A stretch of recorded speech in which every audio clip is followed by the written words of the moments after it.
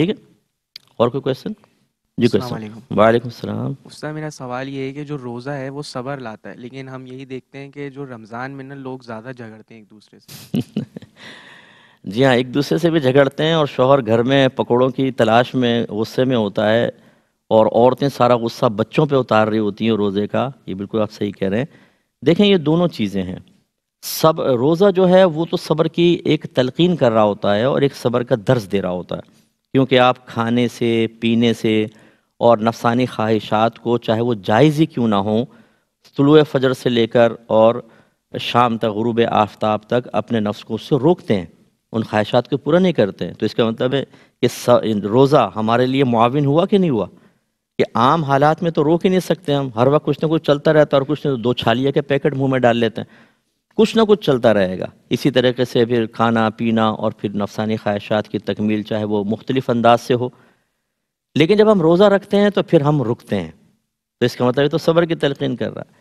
لیکن اس کے باوجود اگر ہو رہا ہے تو یہ تو ہم بلیم نہیں دے سکتے کہ روزے نے ایسا کیا، اگرچہ بعض یہی کہتے ہیں یار روزہ رکھا ہے نا اس لیے غصہ آ رہا ہے۔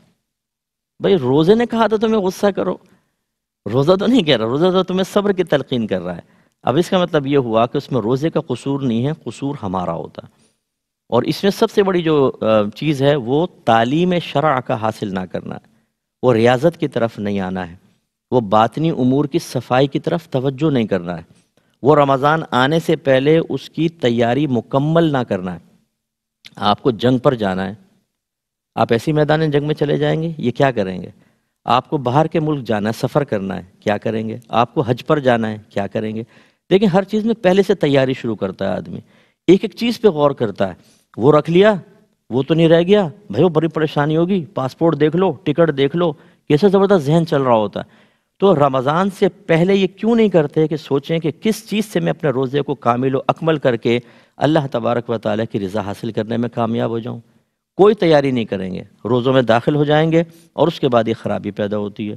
تو ابھی جو ہم نے عرض کی، ہم تو جیسے آپ نے ارشاد فرمایا کہ بعض لوگ تو رمضان میں صبر نہیں کر پا رہے، اور خواجہ صاحب علیہ الرحمہ نے تو پوری زندگی، چاہے رمضان ہو علاوہ رمضان، انہوں نے صبر کی زندگی گزاری، اللہ کی رضا پہ راضی رہنے کی گزاری۔